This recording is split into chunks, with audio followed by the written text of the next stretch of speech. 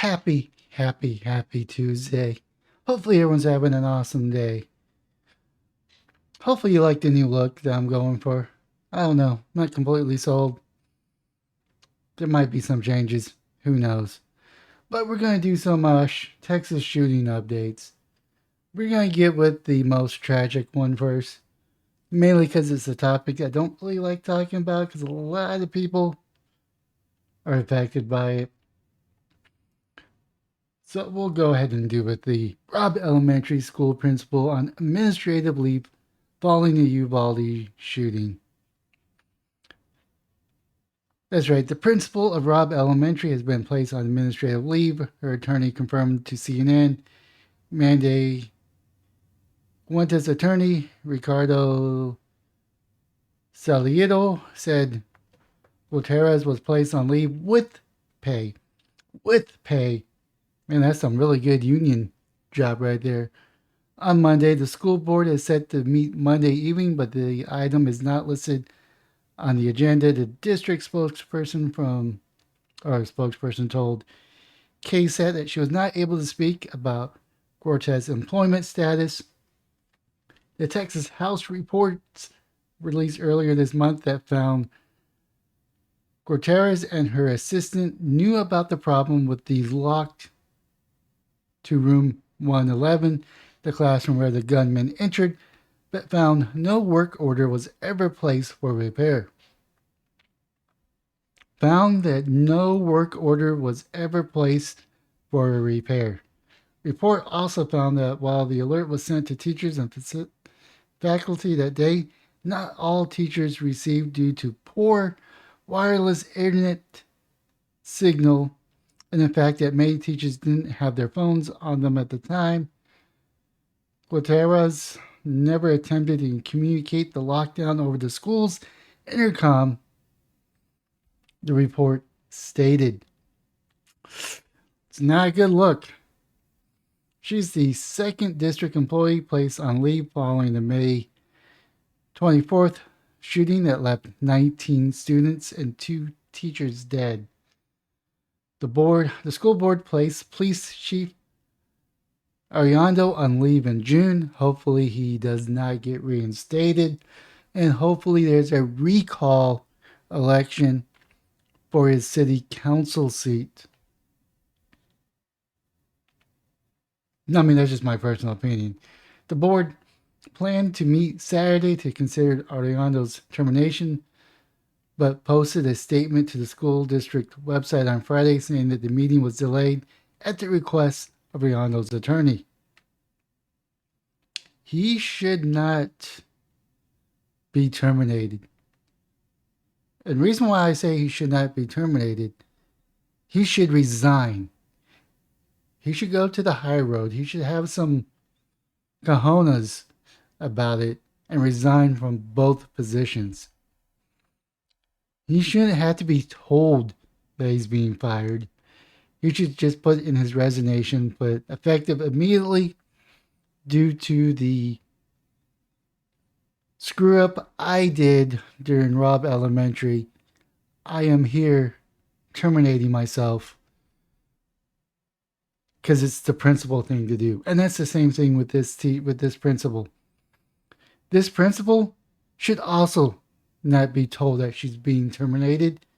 It should not even be up for discussion because she should have the cojones to step down and resign with grace. Instead, both of these people are going to be terminated with disgrace because that's the type of people that they are, I guess. I don't know. I don't know what I would do in their positions. This is just an observer. This is just my 2 cents. Take it with a grain of salt. But however, more details from Dallas. In case you didn't watch my video yesterday, how dare you not watch my videos? I understand. There's people out there where it's more popular, probably more polished. So I get it. But hopefully that will change very soon. That's right, inside from the Dallas Love shows moments of a woman open fired in a terminal and the officer who stopped her. We're not going to watch that.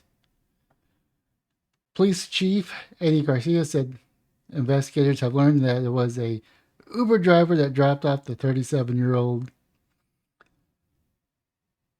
Portia Adufio, whatever, at the airport. She then changed, blah, blah, blah, blah. I pretty much said that, came out with a handgun in hand. She yelled things about her marriage, incarceration, that she was going to blow the place up. Security videos show her fire 3 rounds at the ceiling before being shot in the leg by the police. I bet he was aiming center mass, or she was aiming for center mass and just happened to hit the leg. Chief Garcia said that officer Ronald Cronin was nearby when it happened and engaged Adivia. I don't know how to pronounce that name, so I'm just going to say shooter, female shooter. Immediately, he said that the officer gave her verbal commands to drop the weapon. Instead, Garcia said she opened fire, shooting a couple of rounds into the air and pointed the gun towards Cronin and innocent bystanders. Officer Cronin took cover behind a ticket kiosk and fired. His department issued. I mean, are you trying? Is Flax Ford trying to? Do they have a minimum word count? Just say fired his duty weapon. I'm sorry, blah, blah, blah. His department issued weapon, striking the suspect multiple times, the chief said. I don't understand why that's an important detail, because I thought all weapons cops have is a department issued weapon or city issued weapon. The female shooter then fell to the ground. Moments later, the officer who were also working in airports began to arrive to assist the officer. Cronin. The video and audio were captured on Cronin's body camera. Police cautiously approached the female shooter as the gun she used was nearby. Chief Garcia said the gun did not belong to her. Then who did it belong to? It was not registered to her. He said the female shooter got it from somebody else, so who did she get it from? Garcia said the female shooter, who has a criminal record and history of mental health problems, has been prohibited from owning firearms since August 2018. So I was actually listening to the radio at home. For the split minute, they said that she got it legally. So maybe it wasn't legally. Firearms since 2018, so she was on a do not buy list. The motives remain unclear, probably because she was batshit crazy. What is crystal clear to Chief Garcia is that Officer Cronin is a warrior. I would have went with a hero. I mean, I get that you want to have a strong police force, but warrior mentality is too close to military. I understand some of the criticisms when we say we gotta demilitarize our police force. I don't know, that's just me nitpicking. In a situation like this we had at Love Field yesterday, our men and women must all be warriors. That's what Officer Cronin was. He didn't hesitate and engage in managing to give commands to potential victims and attempting to guide them to safety, even after being involved in the most traumatic scenario of our beloved profession. I think there's a backstory here. He said, I know his actions saved lives and prevented more injuries. There's got to be a backstory here, and I'm not getting. The female shooter underwent surgery for a leg injury and has been charged with aggravated assault against a public servant. Other federal charges are possible. They shouldn't be possible. They should be incoming. Because this is a federal land. It's owned, managed, well, airports are federally land. So there should be some federal charges incoming. We'll see if they are incoming or not. But I do understand the federal government reserves the right to add more charges depending on what the state does. Police says that she has a criminal history including bank robbery and arson. She was also taken into custody at Love Field in 2020 after and taken for mental health evaluation. Interesting. To note, the suspect has been prohibited from possessing a firearm since August 2018, Garcia said. Police are still working to determine where she got the handgun used in Monday's shooting. And that's just a picture of her. So, like I said, on the radio it said that she got it legally. Maybe there's some more information on this. Um, this was posted today, roughly a few hours ago. So it'll be interesting to know where she got the weapon from. Clearly, if she has a criminal record, she should never have had the weapon. Clearly, she has mental issues, and for that reason, she never have gotten a weapon. But clearly, she got a weapon. Either it was legally owned by a person that she's spending time with, or she stole it, or she bought it on the black market. But clearly, she wasn't supposed to have it, but yet she got it. Almost if there was a law against that would have prevented this. Not being a little bit sarcastic.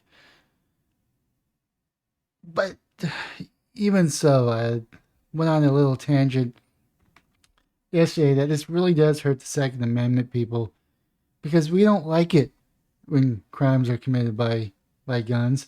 Thankfully, no one was hurt except for her. Except for her, I mean, I don't really care about her. I, probably should have some sympathy and empathy from someone, but no, I don't. She could have hurt people. She could have killed people. So I have no sympathy for her.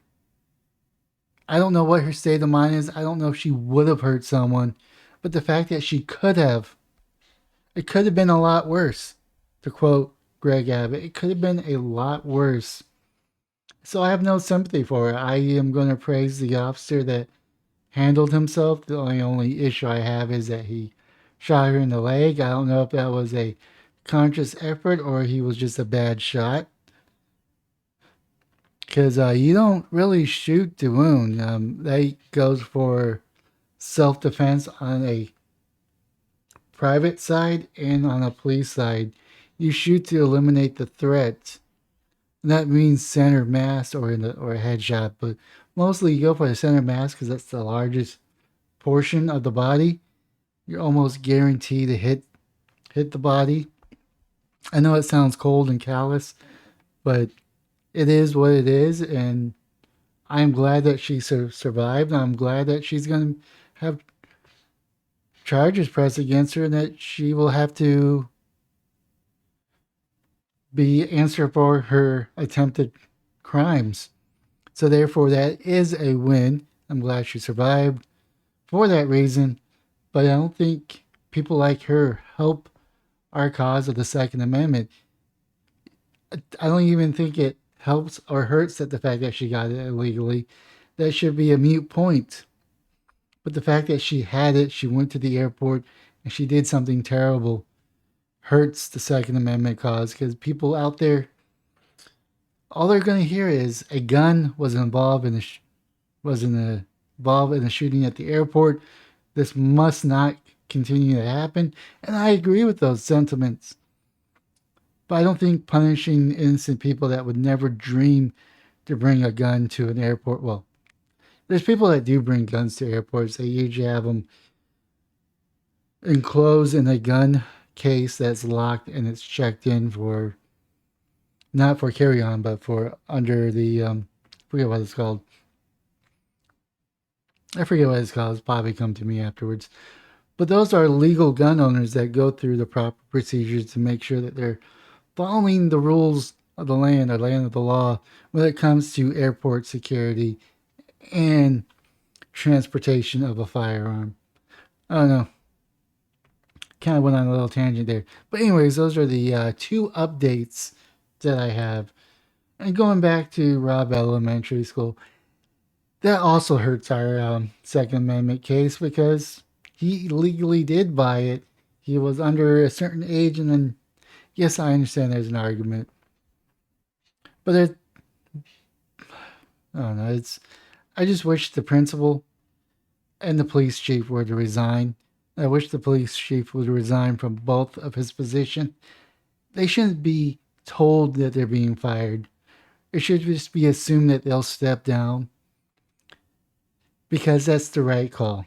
Both of them failed the community in ways we will never know. I mean, there's clear cases, but the fact that there was no work orders for the lock, the fact that the principal never said there was an active shooter on campus to the intercom, and the fact that they relied so heavily on text messages when you have an intercom in your school, and the fact that this police chief went on site and this was, I wouldn't exactly say a bystander, but an active participant into resolving this issue, but did not take command. You're the police chief. That is your job, is to take command. I don't know, I can ramble on and on and on, but I'm just going to end it right there. Leave a comment down below. Do you agree with me that the principal and the police chief should step down for their roles and shouldn't be asked to be fired? Leave a comment down below if you agree with me or disagree. Or if you have a comment about the Dallas Love Field story. Or if you just want to tell me I'm full of it or you appreciate my videos. Anything and everything is acceptable. But most importantly, smash the like and subscribe button on any and all platforms or just the platform you're currently watching. But most importantly, have yourself a wonderful day, morning, or evening.